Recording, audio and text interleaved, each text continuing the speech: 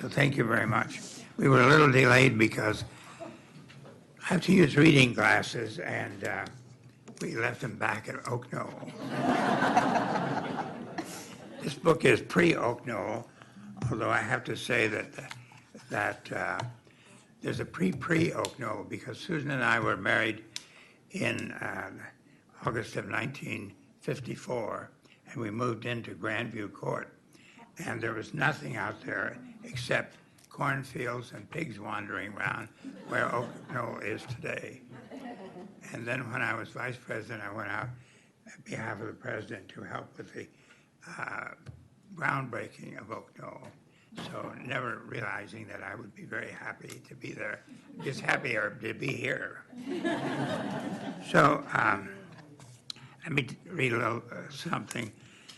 I want to first of all talk about what I call the preface to a life on the Middle West never-ending frontier.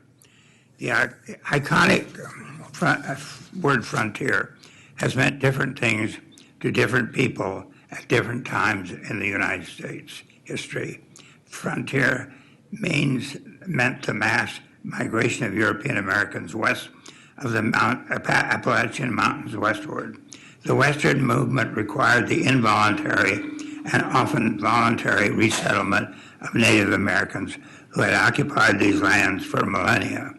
In contemporary parlance, the word frontier means more than settlement and resettlement. It often refers to that which is new and changing in thought or action. In the 1800s and 1900s, agriculture and heavy manufacturing dominated the Middle Western economy. This was the era of one of urbanization and immigration. By the end of the 20th century, many Midwesterners had left the farm for cities, especially those of the West and Southwest United States. Mid-American manufacturing plants were abandoned and the locales considered rust belts. In the 21st century, the nation's midsection is facing new economic and social challenges, but the mid-continent's frontier is never ending. The Middle West has been described as America's heartland, the nation's breadbasket, America's industrial heartland, and more recently as the industrial Rust Belt and a dying region. To paraphrase Mark Twain, however, the report of the region's death has been greatly exaggerated. Richard Longworth, originally of Ames, but a longtime columnist for the Chicago Tribune, writes that, quote, "The Midwest task now is not to try to reclaim what is lost, but to seize the future." Now, end of quote. The Midwest frontier has never ended, and it's always needed new ways and new ideas. My grandparents came to the Middle West in the 1850s, and it was entirely different. They came, and one of them was a territorial baby in Minnesota as the Indians were moving west. Again, cannot overstate the disastrous policies we've had to the Native Americans throughout our history. So I'm a Middle Westerner, born in Minnesota in 1927. I was educated in the St. Paul public schools. After serving 2 years in the U.S. Navy from 1945 to 46, I resigned my undergraduate. I received my undergraduate and law degrees from the University of Minnesota. I then pursued graduate studies at the University of Michigan Law School from 1951 to 1952. I returned to Minneapolis and practiced law from 1952 to 1954. I had the great good fortune to marry Susan Keene, and we joined the University of Iowa in 1980. Joined the University of Iowa in 1954. In 1981, we moved to Chicago in the Field Museum, and we returned to the university in 1996. In the summers, we've spent on Madeline Island in Wisconsin. I was one of the few World War II veterans who had experienced the promised land of California, but opted to return to the heartland to live my life. I did not have any specific intention to do so, but it must have been preordained. After I finished the graduate law studies at Michigan, I sought international law opportunities in Washington, D.C. At that time, the McCarthyism was in its ascendancy, and Minnesota's most conservative member of Congress, August Andreessen, advised me to go back to the safety of Minnesota. But more importantly, at the same time, Herbert Kronstein of Georgetown University Law School advised me to return home to make my place there and one day return to Washington as a policy appointment rather than spend my life in the civil service. So I did, and I've come to live my entire life in mid-America, where I've found a never-ending frontier. And as Professor Kronstein forecast, I've served on several national boards. Even in a globalized society, however, people live their lives locally. Historically, Americans look to associations rather than to government to initiate action and formulate public values. After traveling through the United States, Alexis de Tocqueville observed in 1840, quote, "Americans of all ages, of all conditions, of all minds constantly unite. Whenever you see at the head of a new undertaking, you see in France the government, in England a great lord. Count on seeing in the United States an association of citizens." Now I think about the fact that how important that has been, because if you think about the civil rights movement, you think about the environmental movement, those are all driven by people rather than by governments to bring to our attention. Now, this is a recollection of my life in the context of those associations, cultural and educational organizations. Unlike many, I consider cultural organizations to be educational and educational organizations to be cultural. Now, not everybody agrees with me. For example, I was appointed to the National Arts Council basically to represent the educational dimension. And when I attended my first meeting and was asked to say something, I got all done. And Eudora Weldy spoke up and said, "You know, Sandy, you speak so beautifully, but don't you know that education is the antithesis of creativity?" So at any rate, my recollections, these are my own recollections. Different people have different takes on the same situation, and so I know you will take your own point of view on what we've seen in the meantime. I'm very grateful to the people who made this possible, to Holly Carver for editing the manuscript, Tom Boyd of St. Paul for shepherding the entire project, David Scorton for writing the foreword, and the University of Iowa Press. Holly Carver was great. Mary Slichter, David McCartney, and Aaron Kaufman helped me a great deal with the research. But I have to take the full responsibility for what came of it. So, the morning after I proposed to Susan, we were planning to spend the rest of our lives in the Twin Cities, I received a call from Iowa City. I thought it must be from my veterinarian father, but the high-pitched voice said no, he was seeking Willard Boyd, the lawyer. He identified himself as Mason Ladd, dean of the Iowa Law School. He had been referred to me by the graduate program at the Michigan Law School because Iowa was seeking a faculty member at that time. Would I come and visit about a position? Now, with Dean Ladd, you never had a meeting, you never had a confrontation, you always had a visit. And that sort of set the tone. Visit was a term he used, whether serious or not serious. After discussing the possibilities of teaching with a stunned Susan, I took the Rock Island sleeper to Cedar Rapids, where Dean Ladd met me.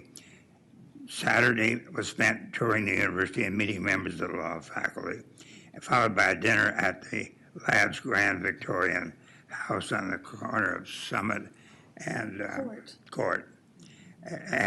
After dinner, the dean asked me to join him, and he offered me a job. basically I was to join the faculty. He said Susan and I would enjoy Iowa City as a great place to live. The community offered so much to do.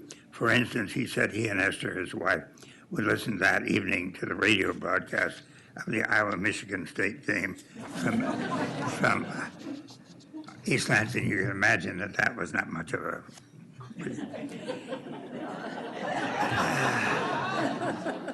In 1950, Iowa City had a population of 27,212. It was a small college town. Moreover, compared to the University of Minnesota's 30,000 students, Iowa was small, the smallest state university in the Big Ten with 9,000 as compared to 27,000 plus at Minnesota. The campus was woefully underbuilt. There was no library here. There was no university concert hall. Thank goodness we have now. The Iowa economy based on agriculture suffered from a lack of diversity.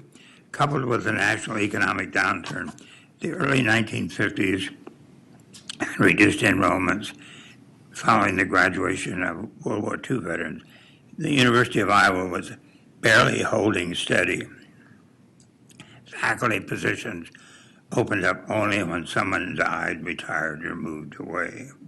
And I remember about how little there was to do downtown Iowa City at night. So we were downtown one night with a professor of psychology, and he said, you know, the most exciting thing that happens here is when Lennox and Selig changes their window.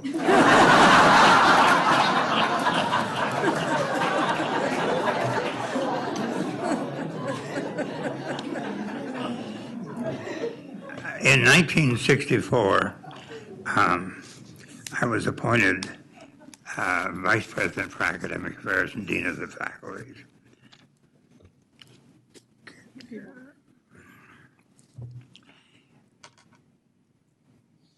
In 1964, Professors D. Norton and Jim Murray invited me to appear on a February series of panels titled Student Power. I was to comment after Tom Hayden spoke. I agreed. Now, what happened on January 28, 1969, Howard Bone announced his resignation as president effective September 1. At the time, I was deep into presidential discussions with another university.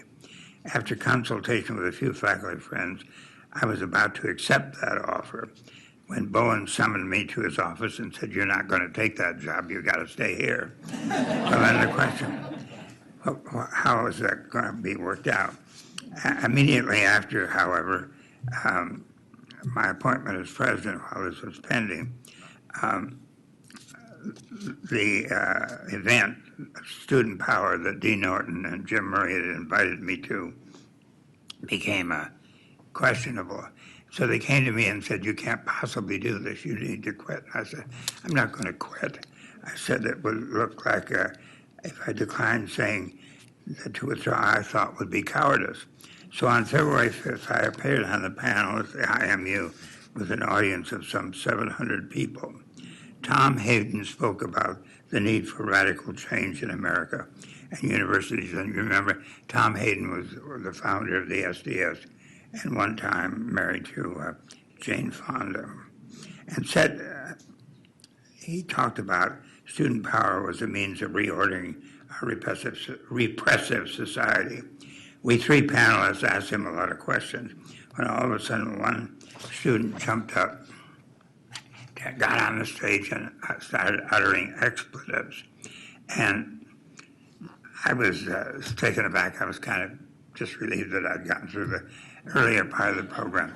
So the young man started, well, fortunately, we had an electrical engineer in our midst who was Phil Hubbard, and he pulled the plug on the loudspeaker. Well, the SDS had invited 8 members of the legislature to attend. They were incensed that I had not stopped that expletive-prone speaker. The next day, State Representative Charles Grassley denounced me in the legislature as unfit to be president. In response, the faculty council commended my conduct.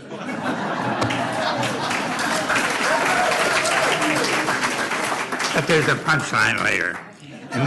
Immediately after I learned of Grassi's comment, I had a call from Tonks, who was the dean of the University of Washington Law School, and I had taken his line. The only time you could ever come on the faculty at that period was to take a vacant faculty line they were not adding, and I had taken his line.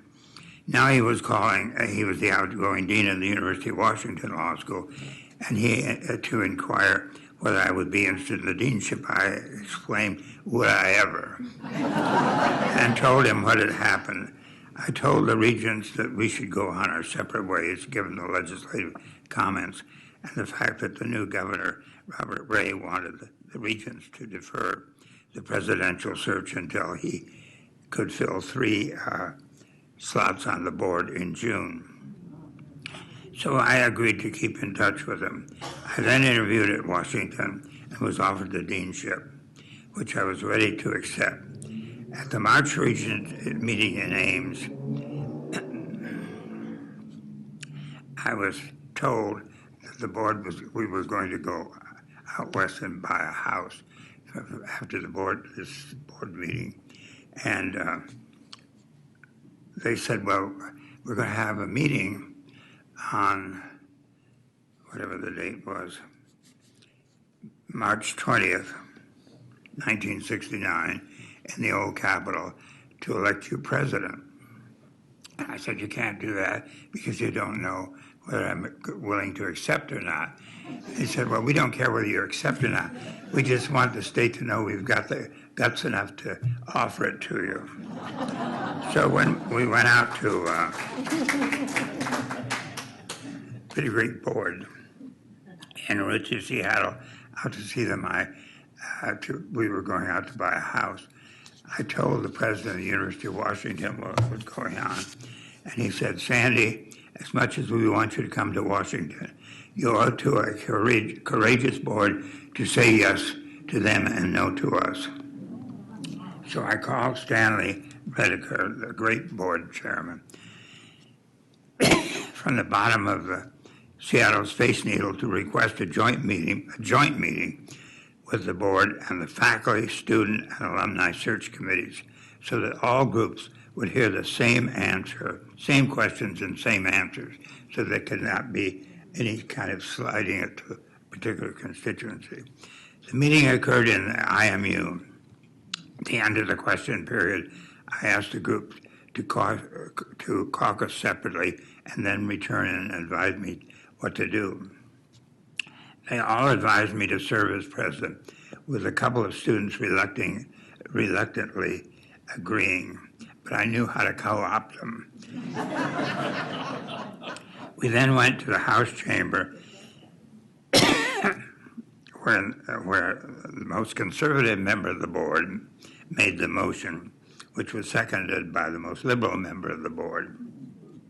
The vote was unanimous. Regent Danny Rosenfield called Susan to invite her to have lunch with us at the Union. Rediker then informed Governor Ray and made an appointment for the two of us to go see him. When we met, Ray told me that I should be pleased so many of my former law students had written to him commending me, recommending. We then talked about student unrest. He pressed me on how I would handle it, and I said, quote, there is no magic formula because it's important to assess each situation before acting. I then said, Governor, I will never ask you what to do, but once I have decided, I will immediately inform you so you will never be blindsided and I alone and not you will be held responsible for the actions. From the outset, we had a trusting relationship. So I served as president for 12 years. And going back to Senator Grassley, now Senator Grassley was no longer in the legislature, who had said he was sickened by my choice in 1981. In 1981, when I was leaving office, Grassley, then a U.S. Senator, came into an Iowa congressional delegation session we were hosting and said, quote, I want everybody to know that I was so wrong about Sandy that the regents ought to ask me who I oppose and appoint that person. Do you want some water, Dan? Take a sip of water. Yeah, now, I do want to say a couple, I want to be available for questions. I do want to say that during the time of what I call turbulent times, the university was doubling in size of students and faculty and staff. So we would basically, from 7 a.m. to 3 p.m., work as hard as we possibly could on getting the faculty and the staff recruited here. Then, soon as we would always pray for rain, but if it didn't rain, then we knew from about 4 on until about midnight we were going to be very active with students, and indeed we were.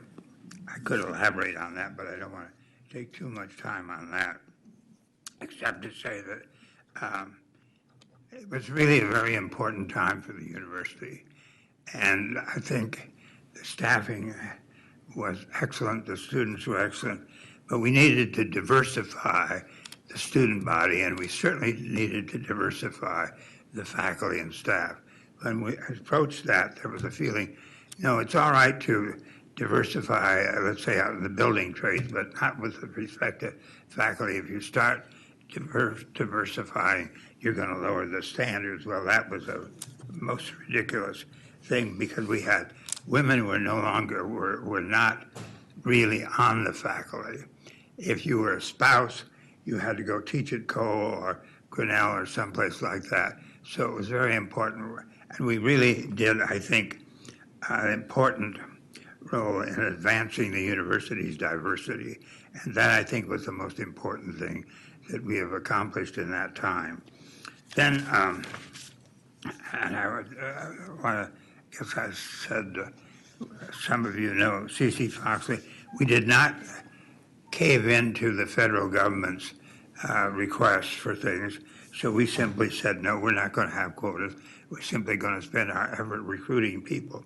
One of the types of things she did was to go over to the dental college, which had no women in the student body, and she went to see the dental hygienist and said, why don't you apply for dental school? And that's how we began to bring in women into the faculty of dentistry. So it was then I remember she reminded me recently that at a dean's meeting, which she remembers as follows, quote, after explaining the new policies related to affirmative action and equal opportunity and suggesting the steps that each college should take, this is Cece speaking, the most senior dean, who had been shaking his head and back and forth during much of the presentation, said, if we follow these policies and procedures, we will ruin the quality of the faculty at this institution. I, for one, will not follow this Foxley policy. She then said, while I was watching to catch my breath and trying to figure out how to respond, Boyd said, this is not the Foxley policy. This is not the Boyd policy. This is the University of Iowa policy. And as a dean of this institution, you will follow that policy. So I think we made great progress, but my wonderful friend Clara Olson, I don't know if you remember Clara, but she said when HEW made a visit here, they reported that the university was making progress, but it listed as a number of additional steps that we agreed to be taken. As Clara Olson commented, quote, HEW came in with a machine gun, the place needed a cannon, and the central administration heard of a cap pistol. Let Sandy be a maid or a secretary or a women's physical education instructor for 1 week, and let's see if he would be as insensitive to the whims work needs on this campus. At any rate, these were very strenuous times, but worthwhile. And I don't think I want to bother you with anything more, except going to Chicago was a great experience. I was beginning to think, I'd been in the administration for 17 years, 5 as vice president, 12 as president, and I was in my early 50s, and I didn't want to set a world's record at Iowa in terms of length of service to the president. And so I'd get up to the altar with some other universities, and Sondheim had a line, once as delicious, twice as repetitious, and very often vicious.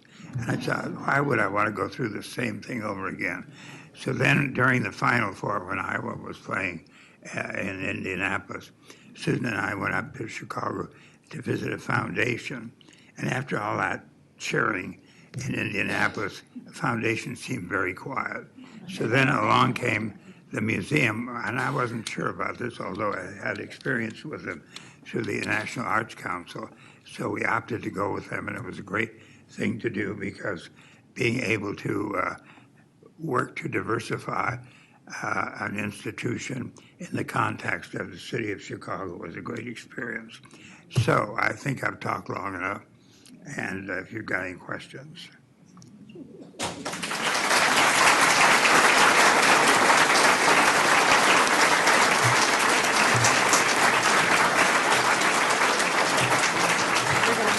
Microphone for the audience. So speak into the microphone. Anybody got a question or two? There's a microphone that. Where did they go? And nobody's demonstrating yet? The microphone's right there. Just raise your hand, okay?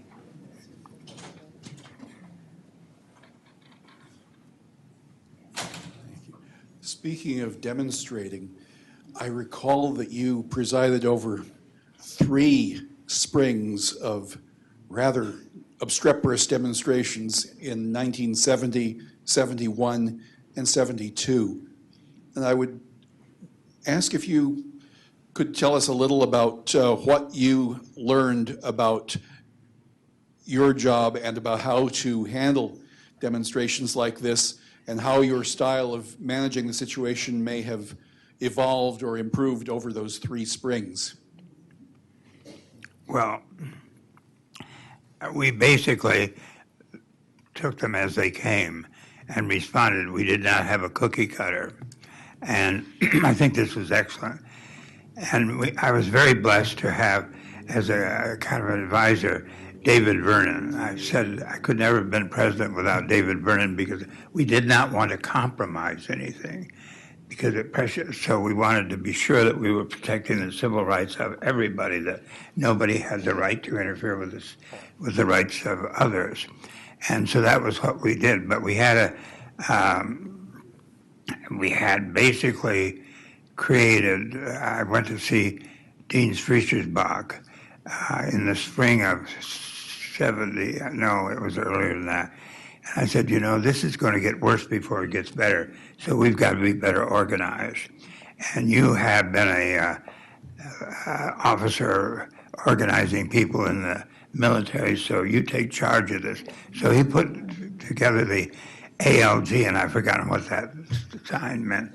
But at any rate, he said, you have to promise now that you will not be in the middle of things, because I used to go out, I'd be the one right in the middle. And he said, if I'm going to have this responsibility, I've got to be able to get a hold of you wherever you may be. So that's the way we worked. And this ran from about 1967 to 73 when the war was finally over. And so we really worked at it. And I'm very happy we did not have a major, or we didn't have really any physical injuries, so there was obviously damage downtown. I don't know if that answers your question. As Sam Farr would say, that's close enough for government work. Sandy, ALG stood for Administrative Liaison, who was a wonderfully bureaucratic name that didn't mean anything. So, Casey Mayhem there.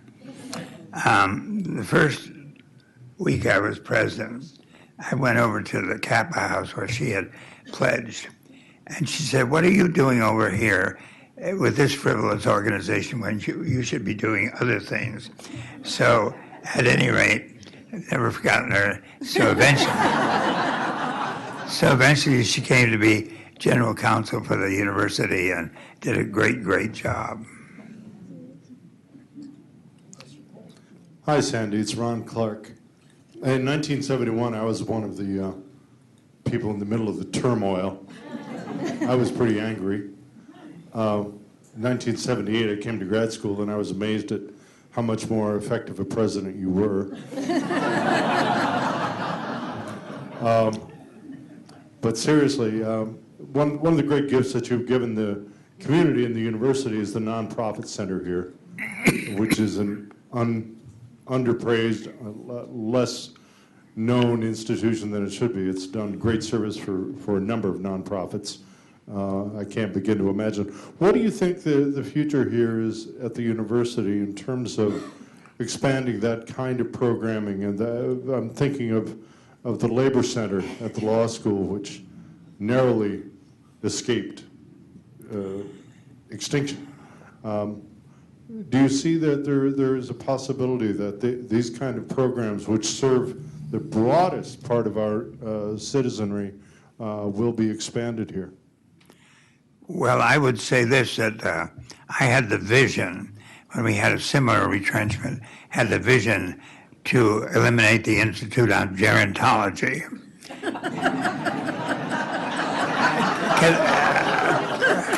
Now, Woody, what was Woody Morris was such a great guy. He never said anything. He just let it go, and he went on doing what he was doing. But at any rate, I knew that there would come a time. I've always believed there was going to be a rainy day, and so I've never sped up to the hilt. And fortunately for me, Dena Hines was offering some proposals to Mary Waterman and Mary Hubble. Hubble is an important word in this. Waterman. And one of them was the nonprofit center. And she said, well, we've known Sandy a long time, and Larned was always active in nonprofit organizations, so let's do that.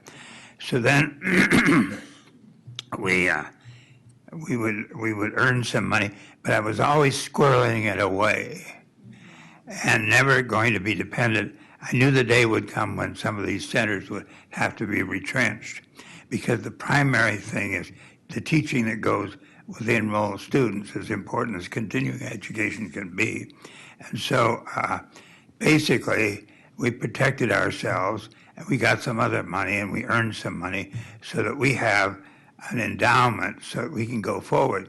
Now, what I'm trying to say is that it means that if a center wants to stay in business, they've got to do a lot of hard work to get it done, given the environment we're in, where the legislature will constantly be cutting, and that's just a philosophy. Obviously, the Labor Center is a fine organization, and so I don't have any opinion as to what was going on there, except it had a very good track record. But so did the Institute of Public Affairs, which Bob Ray created, and which was the major factor in a lot of activities here, meeting with local community leaders, particularly the city managers and the mayors, and that went down the tube, in part to save the Labor Center. And I felt badly about that, but I took the, I support the administration because I was there in their shoes once in a while, many times. So you could have been asking that about the Institute of Gerontology, too.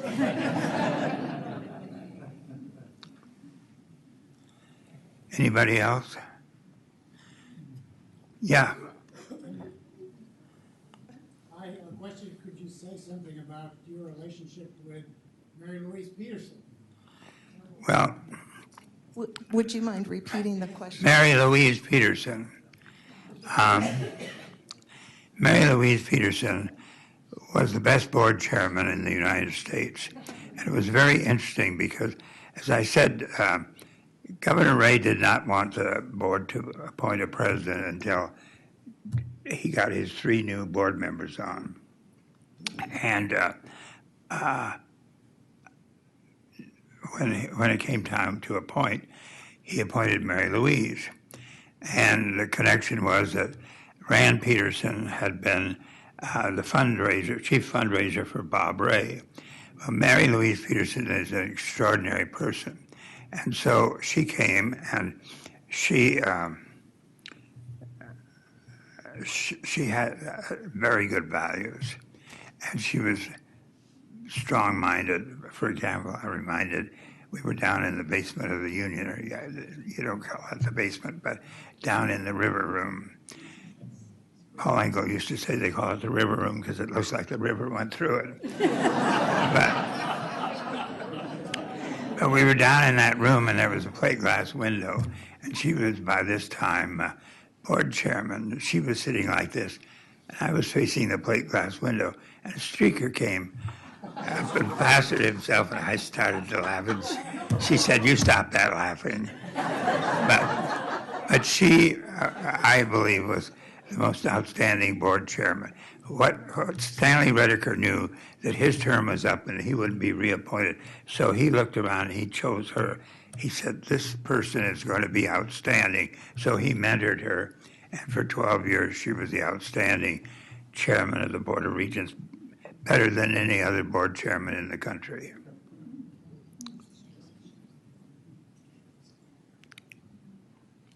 Sandy, you've influenced so many people, students, faculty, your children, and looking back on your long and well-lived life, who perhaps has had a major influence on you? Susan.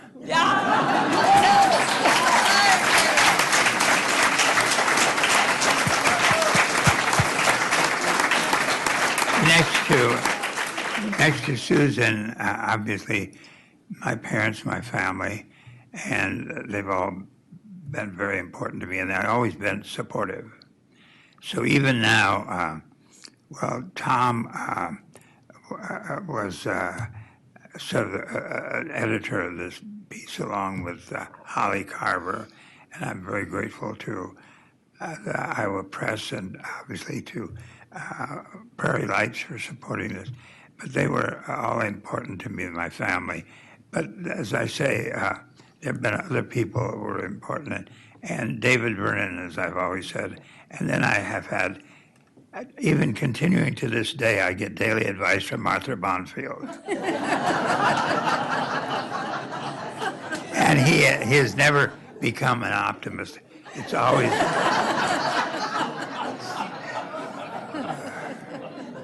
And he speaks very loudly, as you know. But his wisdom, we relied on his wisdom a great deal. He would come to the sessions we would have about what we were going to do with demonstrations. But on the other hand, he didn't want to get involved in any of it in terms of the activities. But David was always there in the midst of things. And the students used to say, when we see Vernon coming, we know Boyd's getting ready to settle. But I do want to say that Jude West was and Richard Kuntz were the prime movers with respect to the Waterman Nonprofit Center. And we toured the state a good deal, went to towns and looked around and talked to local communities because, as I said at the outset, all living is local.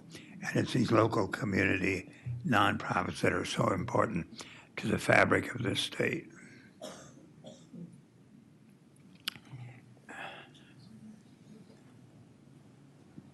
I'm just wondering, with the continuing scandals all over the country with Greek life, what do you think is the role of Greek organizations at universities, both currently and going forward? I didn't hear the question. Do you think fraternities and sororities are going to continue to be an important part of universities, and do you think they should continue to be an important part of universities? Well, I belonged to one when I was at Minnesota, but it became very active in terms of the moving forward in terms of incorporating others into the organization. But I think it's just insane to not have a program more than just drinking. So we had the fraternity I was and purported to be a literary society, but you'd be hard to find it. So one time I got 3 or 4 of them, the brothers, to write some articles, and then we had 3 faculty members, including Robert Penn Warren, come over and critique them. And so we were talking about this. We adopted an orphan from Italy, and we had a German referendar come and live with us, and this was, right after the war. So I think that they either got to straighten out or ship out. But they have the opportunity. But, everybody wants to belong to a group. But a drinking group is not enough. Go ahead. Sandy, as the wife of a faculty member who came in 1988, and as a Mexican American, I came to a very white state. And one of the people that you had hired and who started the Latino and Native American Center was also at that time Rusty Barcelona. She was also the head of Opportunity at Iowa. Oh, Rusty. Rusty. And even though I wasn't connected, I wasn't employed by the university, she called me one day and said, I just found out about you. You need to be a part of our group. You need to find your community with us. Your decisions in supporting the cultural centers and having people like Rusty didn't just affect the university, extended to the community and all through the state. Kudos. Well, I think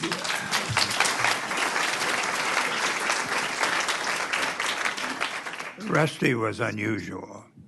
And as you know, she became president of a New Mexico State College in later times, but she was the person that connected us with the Latinos. And that's when we still do have that house. We have, but she was exceptional. C.C. Foxley, who was our affirmative action person, she went on to be commissioner of higher education in Utah. So people like Rusty and other people involved were very active, and other universities taught and hired them away from us. Hello. Would you care to comment on your relationship with successive presidents of the Faculty Senate? I enjoyed him.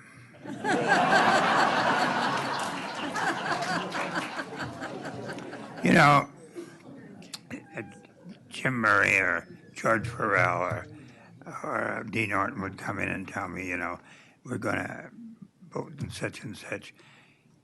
In the next meeting of the Faculty Council, Faculty Senate, and you don't need to worry, nothing will happen. Well, I knew darn well if they would pass the motions, and then I'd have to deal with them.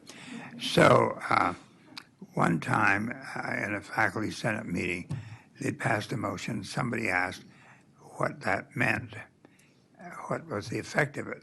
And George Farrell said, well, it's advisory to the president.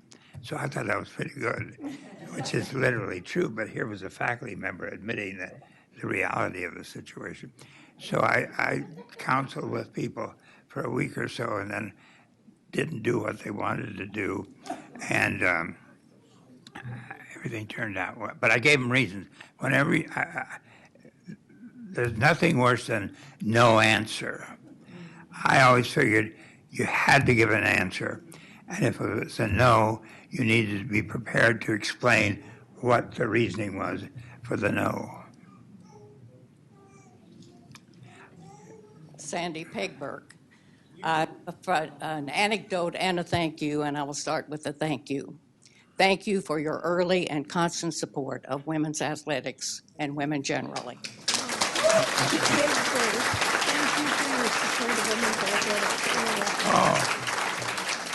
I want to also I know women's athletics would want me to say that Bump Elliott was the most secure male in the Big Ten because he actively supported women's athletics. Hear, hear. And as you know, one of you became the first women in conference representative in the Big Ten, and athletic directors would move out of the room when you guys would come, but you stuck it out.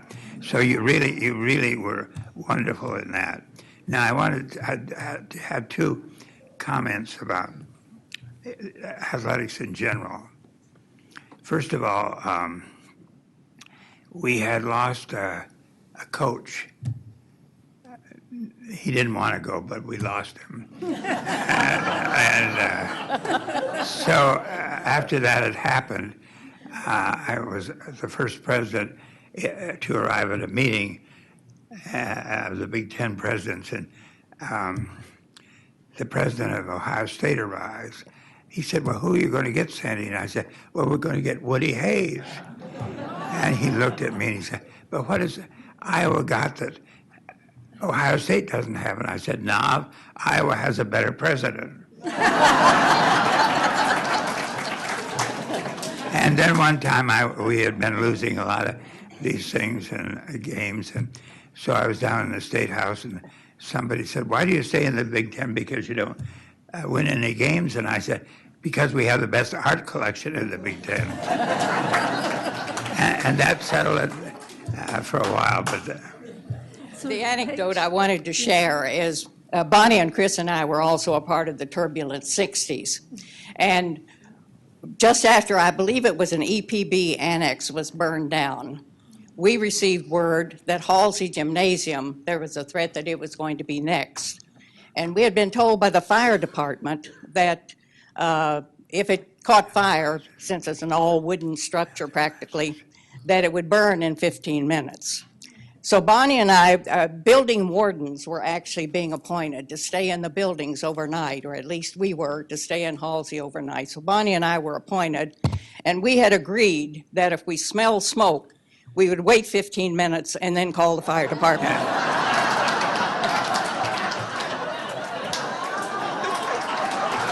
very good.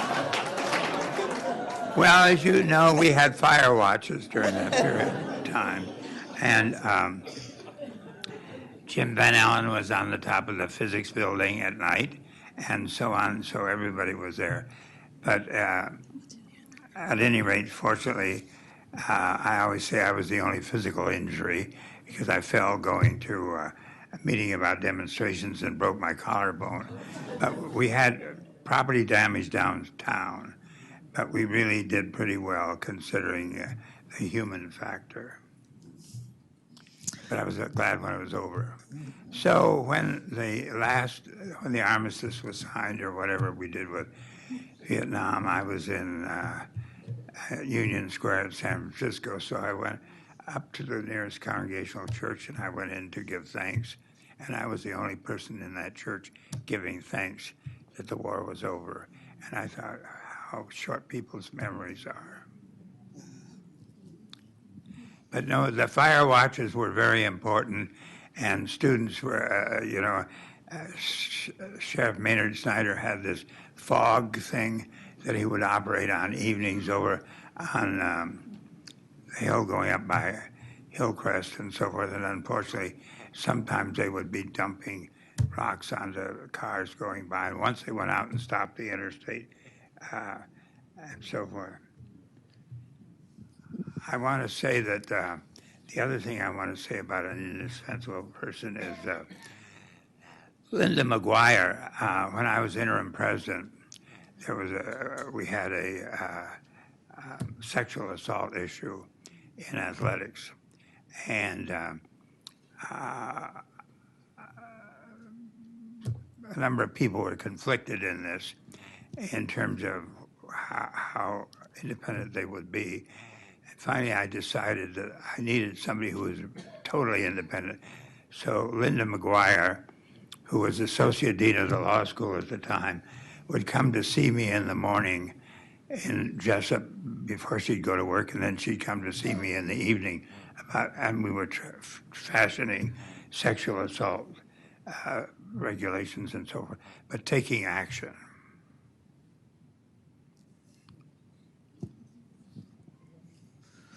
When you were under your purview, one of Iowa City's great institutions, the Writers' Workshop became a reason to stop in Iowa City. And your wife is a marvelous writer. And I don't know if you just handed that over to her. That was the only way I could get her to come here. No, she had Wallace Stegner, who had been in the Writers' Workshop here, went out and started a program in Stanford. And Susan was one of his first fellowship holders. So when we came here, Paul Engel, who was an entrepreneur par excellence, grabbed her, and he thought he had a good thing there, and so she was very close to the workshop, and it's certainly been a wonderful organization. And in honor of Susan's fellowship at Stanford, the kids and I have established a fellowship in her honor at the Iowa Writers' Workshop.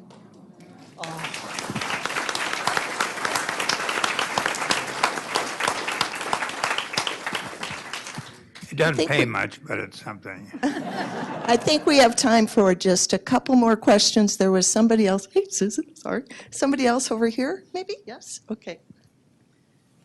And then this young man. Margaret. Now, Margaret. Wait, I just want to ask you this. During the 60s, 70s, 80s, and then when you came back again, you have championed the arts at Iowa tremendously, and of course elsewhere. And I wondered if you could tell us the story of saving the Pollock, and then also talk to us about the arts and your feeling about the arts in Iowa. Well, when this issue of what to do with the Pollock has been going on for a long time. So when we created a museum of art, the search committee consisted of representatives of the art department, both historians and artists. And we finally opted for Alfred Wilkie. And the art historians were not very happy about this. And they were not very happy about the museum because the museum was really a museum of contemporary or modern art. And he was always under pressure to get some more serious stuff. So one time, I couldn't believe it. I just knew there was a Pollock, but this would be like about 1960 or 64, 65, when I was the academic vice president and the art museum reported to me. He came to me and he said, "I want to sell a Pollock." And we were driving and I stopped the car and I said, "Alfred, you're not selling the Pollock. We keep the Pollock." And then we went through many other iterations involving the director, the Hirshhorn, who advised us not to do this. The head of the Getty advised us not to do it. And it was great ultimately that a later leadership in the Getty took it over to rehab it. And now it's become an icon. Hi. I feel like we're living in a time when experts are under attack, whether it be climate change or vaccines or the president's tweets. What do you think is the role of a university in making sure that there's trust for academia and experts? Well, the university should never take a political position on anything, but it certainly should be doing research that is supportive of the environmental issue, which is, of course, extraordinarily important, and something that is tragically now under. And it's so interesting. It's like gun control. When Martin Luther King was assassinated, and we would put out these petitions for adopting civil rights. At the very bottom, there was one for gun control. And in the 1960s, people would cross that gun control thing out. So there's a strong feeling in this country about guns. The question is, it's no longer about hunting animals, which is hardly better than hunting humans, I guess, but if you're a hunter.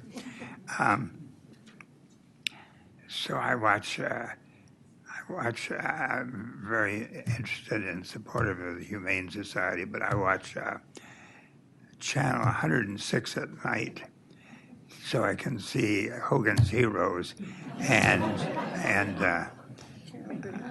Carol Burnett. And they always have wonderful ads about the tragedy of cruelty to animals. But I sometimes think we should talk about homelessness in that same sense. Not to minimize cruelty to animals, but the Goodwill here had never been able to get into Davenport until they found that no organization there would look after homeless veterans. So they went in there to help homeless veterans. So I think that, I obviously digress. Somebody said you never know what he's going to wind up with. You have to ask a question. But I do want to say that Bill and Kay Eagington were married the same day, same year as Susan and I, and we moved into Grandview Court the same day.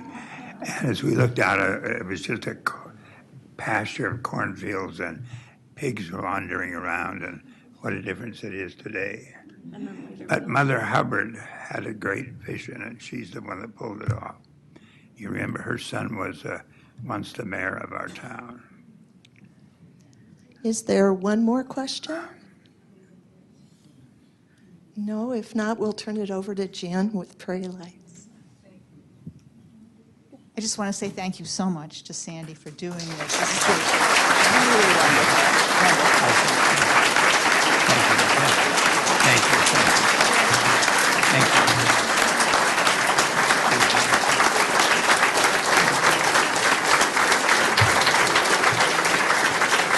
Thank you very much.